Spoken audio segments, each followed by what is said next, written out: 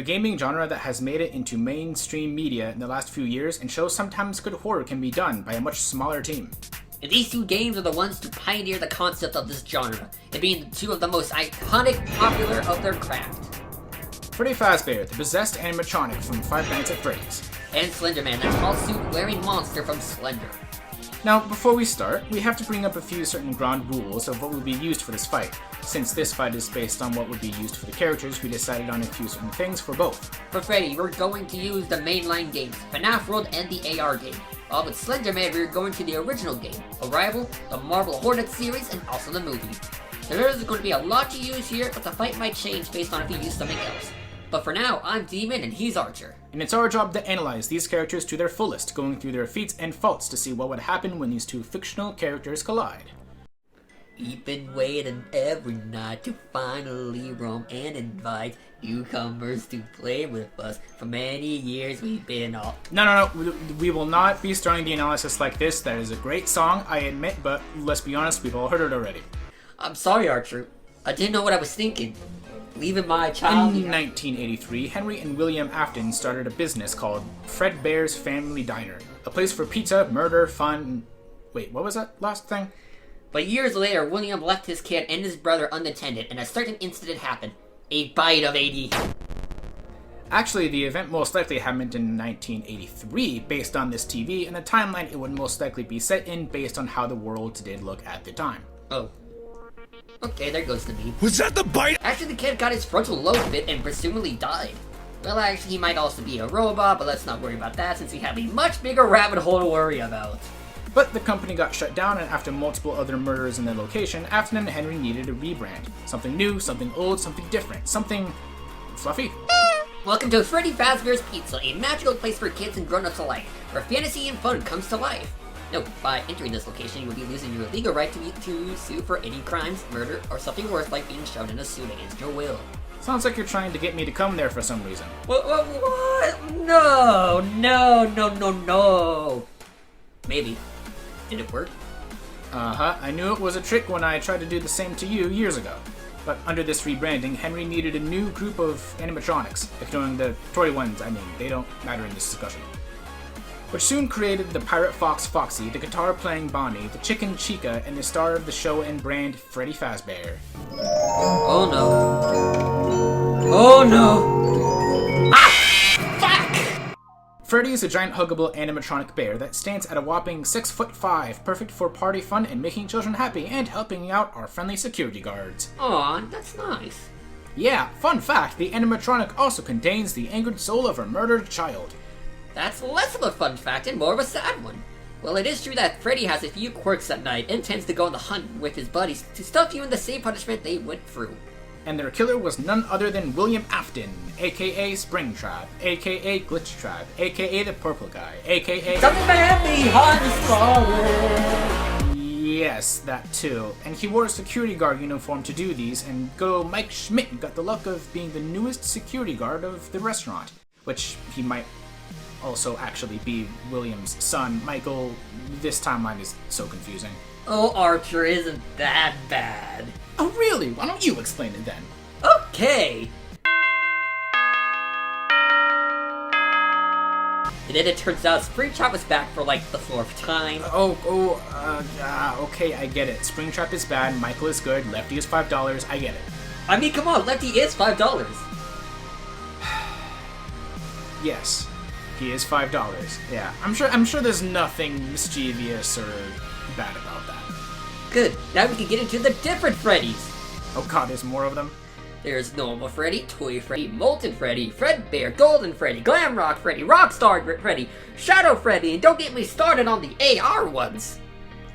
Okay, can we get back into the episode, please? Alright. Well, Freddy himself has some neat gadgets on his person. He can throw unlimited cupcakes and pizza for fun, tasty treats, teleportation, illusions, and with CPUs in store.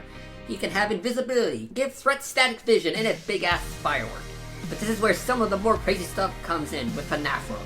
He has Toxic Bite, tossed in his mic, using the 4th wall, an escape key to break durability, a laser blaster from Freddy in space, a gun that summons meteors, a lightning gun, a black hole launcher, and let's not forget about FNAF AR where Foxy can casually dodge lightning. And remember, Freddy should be comparable! Wow, never thought they'd give such a lovable mascot relativistic reactions to dodging lasers. You can shoot these large boulders with ease. Given the size of Freddy and the boulder, this would be around 8.97 tons of TNT, around a large building level per shot. And that's not even that far off from real-life Freddy. You see, after getting crushed in a spring-locked suit, that was a whole thing, don't question it, okay? And became spring-trapped, he survived Fazbear's Fright's building collapsing on him, and the spring-locked model are far more weak and unsafe than current Freddy would be. So it's safe to say if Springtrap can survive a building falling on him, so can Freddy. Okay, no lie, large building and laser dodging. This wasn't the series I was expecting to get any of this. Like, the thought of a Chuck E. Cheese-inspired robot bear to be much higher than some other combatants this season feels weird. Oh, trust me, Archer, that's just the bare minimum of what we will be talking about this season. No, not more bear puns. Despite the outrageous stuff Freddy and the crew has, this robot bear does have a few rusty feats on him that holds him back. Like, for one, he's still just a rusty bear made for a kid's pizzeria food chain. Enough force to tear him apart, just like Willie Maffey did in FNAF 3. And also being possessed by just a kid, meaning they don't have the knowledge in combat and kind of go forward to kill whatever is in their path. But even then, don't be cocky against this robot bear. He is one of indie horror's biggest icons, so when you see him or hear his music, don't even run. You're already dead. You are my superstar.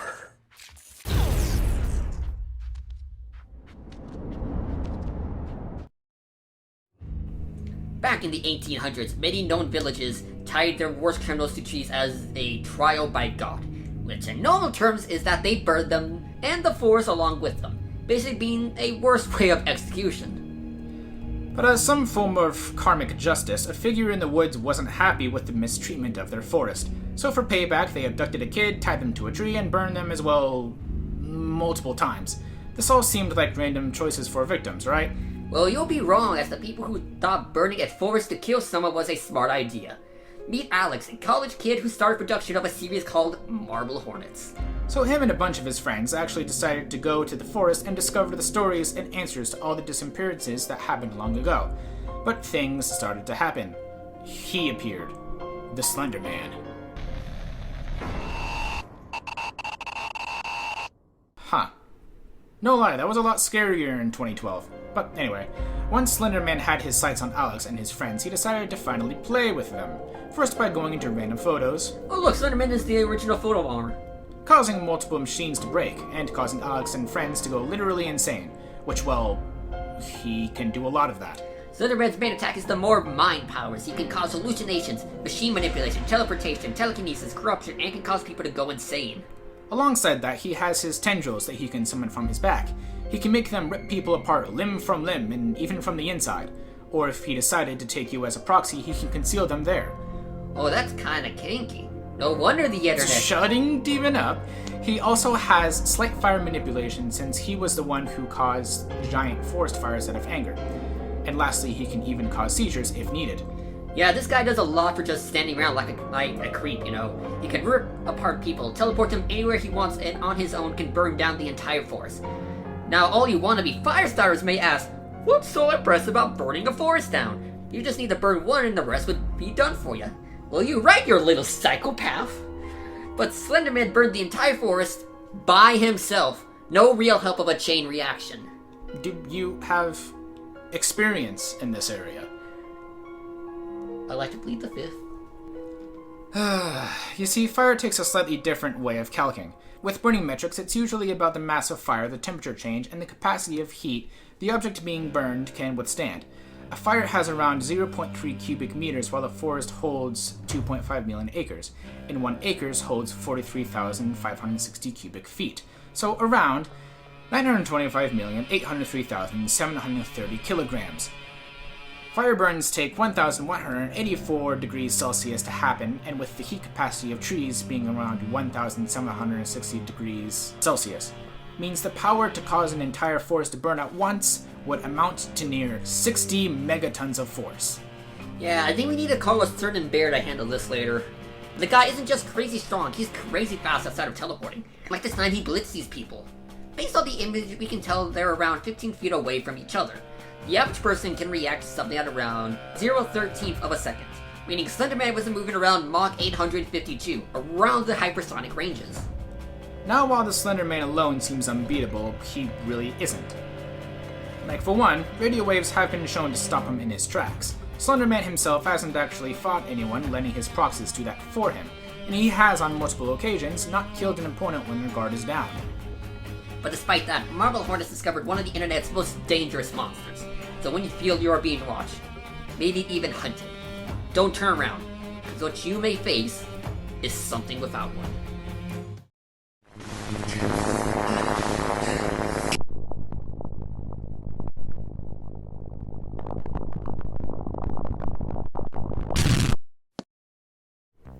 Okay, the combatants are set. Let's settle this.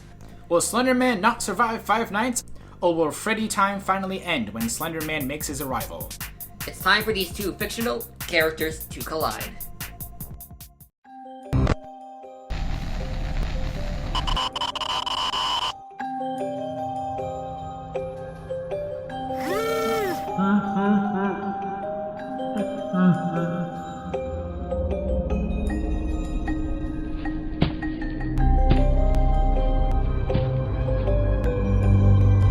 I've got a special delivery just for you.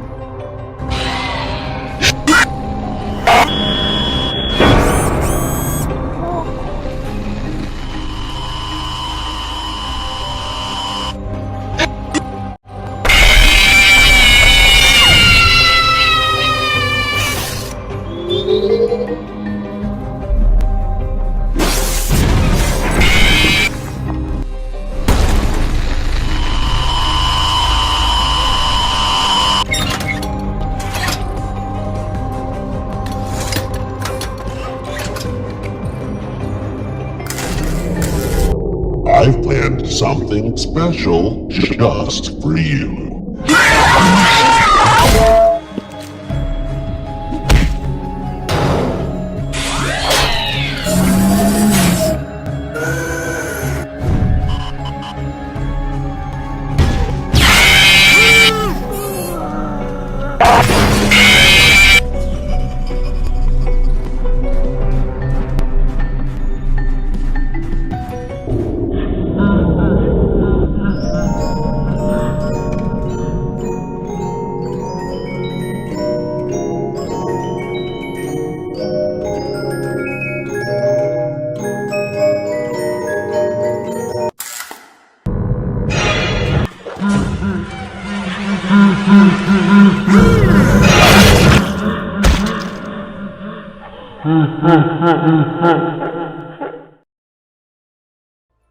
Now that's what I call having a headache. This fight was a lot harder to discuss than at first glance. Slenderman's 16 megatons fire-starting feat was impressive, especially compared to Freddy's 9-ton feat, and considering if he can get one hit on Freddy, he could possibly win given the chance. But that's only one big if, since Freddy is way faster.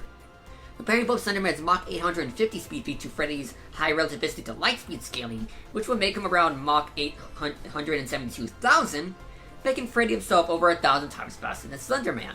So Freddy was fast enough to dodge anything the giant suit man was going to throw at him, but his physical strength wasn't high enough to do any lasting damage. Until you go into their arsenals. And with Freddy, he has tons. He has ways of dazing, healing, doing multi-damage, giving toxicity, and even if he needed, he has this multiple arsenal of blasters that can help him. And also, if needed, he can go right through Slenderman's durability and power if needed, with his moves like Escape Key and the Fourth Wall, moves that are made to cut through an enemy's durability. But Archer, what about all of Slenderman's mind abilities and tech manipulation? Well, the issue is that Freddy kinda was immune to most of what Slenderman can do. Most of it just doesn't work on Freddy himself. Making people sick and seizures doesn't work on robots. His technology manipulation can't work since he's really just affected tiny cameras and wire towers, not giant robots who don't have an energy supply when possessed by evil spirits. Which is shown with the security breach characters, Springtrap, and even Baby, and her group of crazy robots. So Slenderman trying to go full tech mode on him wouldn't work at all. Teleporting Freddy wouldn't help as well since Freddy also has the power of teleportation. So using it to drag him somewhere dangerous wouldn't really change much, and once Slenderman notices that, he most likely won't use it again. The only thing he can really rely on is his fire creation and manipulation. But since a much weaker model in rotting corpse notice, Springtrap survived being inside a burning building twice and had to be shut in another fire to fully make sure he dies, yeah, I wouldn't see it working on Freddy, and for all we know, it could make him even more dangerous. Slenderman was a powerful and otherworldly being that we haven't seen before, but he just couldn't beat Freddy's much more impressive speed, arsenal, and his immunity to all of his most important abilities. Too bad for Slenderman, you know? He just couldn't keep his head in the game. The winner is Freddy Fazbear. Yeah!